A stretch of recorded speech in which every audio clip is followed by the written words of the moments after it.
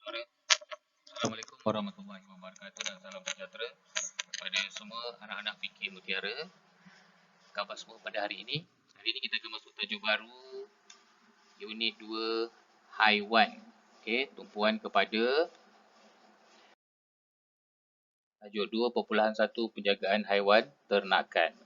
Jadi semua boleh rujuk muka surat 22 dalam buku teks Pendidikan Sains Sosial Alam Sekitar tingkatan 4 masing-masing. Kita akan bincangkan dua tajuk iaitu mengenal haiwan ternakan dan yang kedua cara menjaga haiwan ternakan. Baik, kita akan masuk dulu mengenal haiwan ternakan. Tapi sebelum tu cikgu harap semua kenal lah haiwan-haiwan ternakan yang ada dalam dunia ni. Lembu, kambing, ayam, itik semua tu. Jangan tak kenal pula letak harimau. Mana ada orang ternak harimau? Okey. Tajuk yang pertama yang kita akan bincangkan ialah jenis haiwan. Baik, haiwan ternakan terbagi kepada dua, iaitu haiwan ruminan dan haiwan bukan ruminan. Okey, ruminan.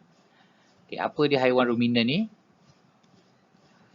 Haiwan ruminan ni ialah haiwan yang mempunyai 4 perut. Okey, iaitu yang pertama yang warna pink ni, ini nama dia rumen. Ini perut yang paling besar. Okey, lepas tu perut yang kedua nama dia reticulum. Yang ketiga namanya omasum dan yang keempat namanya abomasum. Awak tak payah hafal nama-nama perut ni. Yang penting awak tahu haiwan ruminan ni dia ada 4 perut. Sudah. Dia cuma ada 4 perut.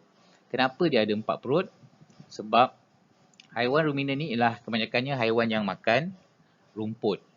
Rumput ni sebenarnya susah nak dicernakan. Jadi kalau awak perhatikan lembu, dia akan makan, lembu kerbau ni dia akan makan rumput lebih banyak dan penuh sampai penuh dalam rumah ni, perut yang besar ni sampai penuh dalam tu. Bila penuh kenyang. Bila kenyang dia akan rehat.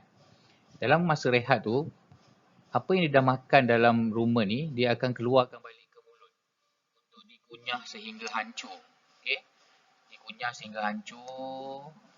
Lepas tu barulah dia masuk semula ke dalam reticulum. Sebab tu awak tengok lembu dengan kerbau tu kerja dia mengunyah aja. Bila dia duduk, walaupun dia tengah berdiri, walaupun dia tengah duduk, dia akan mengunyah sepanjang masa. Sebab dia akan keluarkan balik apa yang dia dah makan dalam perut untuk dikunyah sehingga hancur. Lepas tu baru masuk dalam reticulum.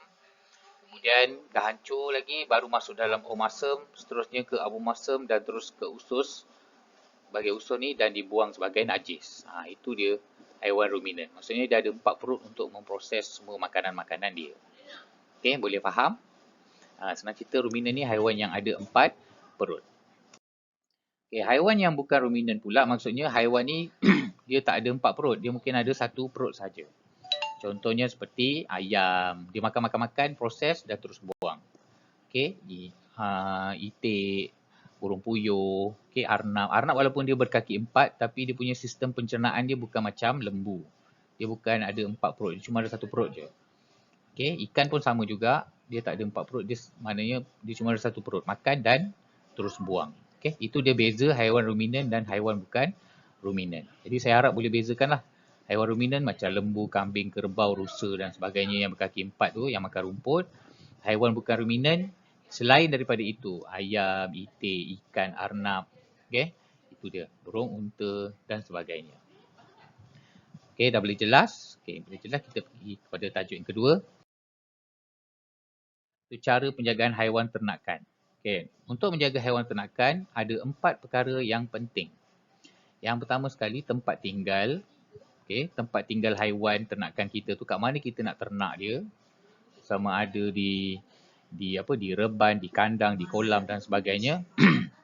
Yang kedua ialah pengurusan makanan.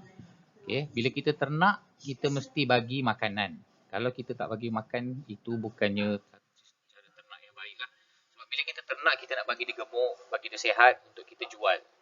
Bila kita dapat jual, macam mana kita nak gemukkan dia? Ialah dengan kita bagi dia makan makanan yang betul. Seterusnya pengurusan penyakit. Ini penting. Kalau ada haiwan ternakan kita yang kena penyakit, macam mana kita kita menguruskan dia supaya dia sentiasa sihat dan tidak mati. Kalau mati, peternak akan mendapat kerugian. Jadi itu cara macam mana kita nak menguruskan dia, mengelakkan dia daripada kena penyakit. Dan yang terakhir, cara menjaga haiwan ternakan, kita mesti jaga kebajikan haiwan. Kebajikan ni maksudnya apa?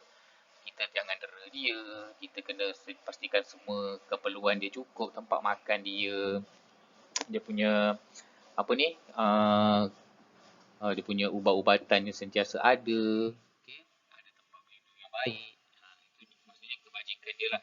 Bukannya kita bela tu semata-mata untuk kita makan dia je Sebab haiwan ni pun, walau macam mana pun, haiwan ni adalah makhluk Tuhan juga. Jadi bila dia makhluk Tuhan, kita kena hormati dia lah sebagai makhluk Tuhan. Bukannya kain buruk. Okay, itu tadi cara penjagaan haiwan ternakan. Ada 4 perkara yang penting. Yang pertama, tempat tinggal dia, pengurusan makanan dia. Yang ketiga, pengurusan penyakitnya. Dan keempat, kebajikan haiwan tersebut. Okay, kalau kita dera haiwan pun sebenarnya kita akan ditanya oleh Allah nanti. Baik, untuk tugasan pada hari ini, saya nak buatkan video yang menerangkan perbezaan haiwan ternakan dan haiwan peliharaan. Okay, apa beza haiwan ternakan dan haiwan peliharaan? Siapa yang buat video ni memang saya sayanglah. Okay, dan seterusnya dalam modul pendidikan sains sosial alam kita, buat latihan 9, 10 dan 11. Okay, itu saja pada hari ini. Kalau ada apa-apa masalah boleh tanya. Kalau tak ada, boleh buat tugasan yang saya suruh tadi, buat video yang membezakan apa beza haiwan ternakan dan haiwan peliharaan dan contoh-contohnya. Okay, dan juga buat modul latihan 9, 10 dan 11. Itu saja pada hari ini. Selamat maju jaya. Assalamualaikum. Bye-bye.